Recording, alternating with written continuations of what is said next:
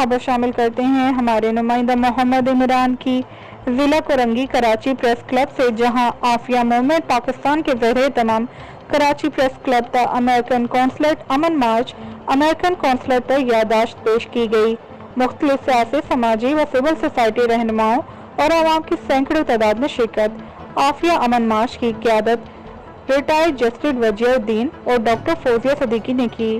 یادداشت پر مختلف طبقہ ہائی فکر سے تعلق رکھنے والی سیاسی، سماجی و سول سوسائٹی اور انسانی حقوق کی تنظیموں کے رہنماؤں اور عوام نے دستخط کیے۔ قبل ازیں امن مارچ کے شرکا سے مختلف سیاسی، سماجی رہنماؤں نے خطاب کیا۔ جسٹس وجیہ الدین میڈیا سے گفتگو کرتے ہوئے کہا، عافیہ موومنٹ کی عافیہ رہائی کے لیے کی جانے والی کوششوں اور جدوجہد کی ایک اور طویل تاریخ ہے، جو کہ عافیہ کی باخبر و عافیت گھر واپسی تک جاری رہے گی۔ عافیہ کا کیس امریکہ میں انصاف کے لیے ایک لٹمس ٹیسٹ بن چکا ہے۔ شرکا امریکی صدر جو بائیڈن سے مطالبہ کرتے ہیں کہ ڈاکٹر عافیہ کیس کو غیر جانبداری سے دیکھا جائے، تاکہ دنیا کو یقین ہو سکے کہ امریکہ میں مسلم اور غیر مسلم سب کے لیے ایک ہی نظام میں انصاف ہے۔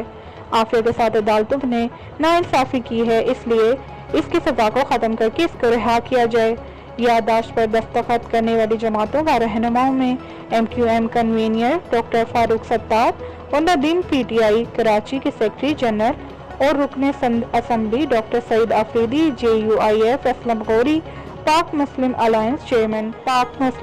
الائنس چیئرمین بچو دیوان، پاسبان ڈیموکریٹک پارٹی کے چیئرمین الطاف شکور، چیف آرگنائزر طارق چاندی والا، سینئر رہنما سردار ذوالفقار سمیت تمام ضلعی صدر اور ورکرز نے شرکت کی۔